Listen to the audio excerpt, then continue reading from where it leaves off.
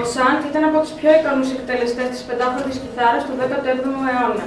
Το πιο χαρακτηριστικό γνώρισμα της πεντάχρωτης κιθάρας που έπαιζε ο συνθέτης ήταν το κούρθισμά της, στο οποίο η ακολουθία των ανοιχτών χορδών ήταν σε αντίθετη κατεύθυνση από αυτή που ξέρουμε σήμερα.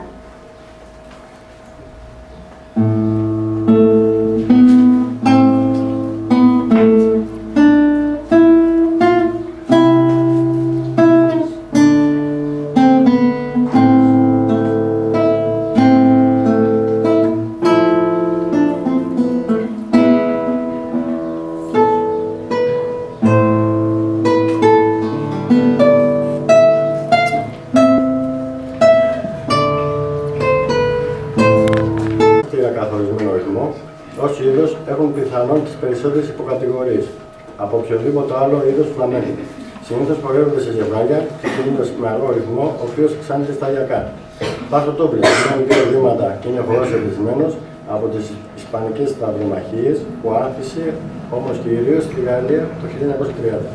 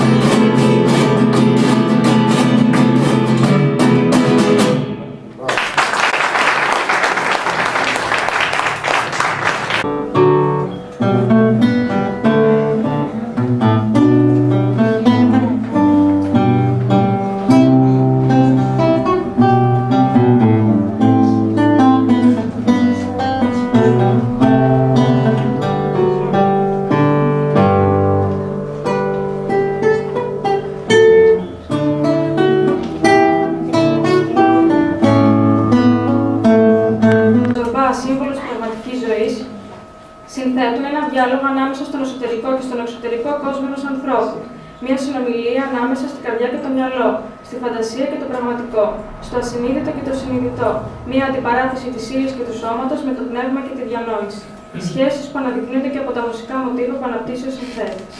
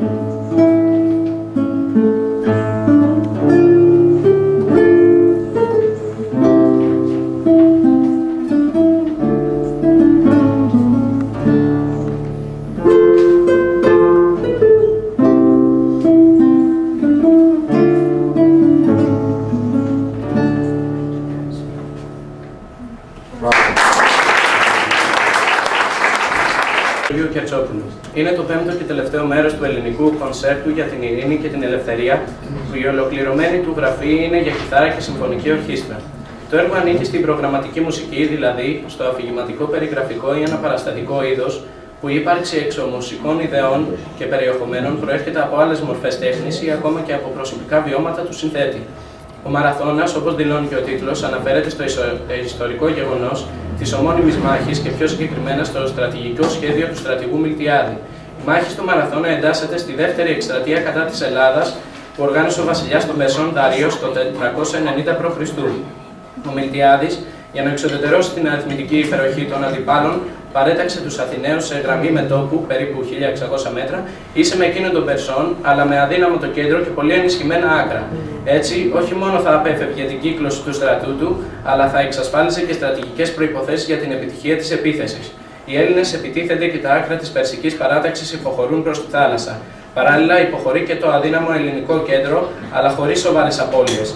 Ο απολογισμός ήταν να σκοτωθούν 192 Αθηναίοι και 6.400 Πέρσες. Η νίκη σε αυτή τη μάχη αποδίδεται στη γενναιότητα και την αυτοθυσία Αθηναίων και Πλαταίων, στην ανωτερότητα της ελληνικής πολεμικής τακτικής και στη στρατιωτική ιδιοφυΐα του Μιλτιάδη.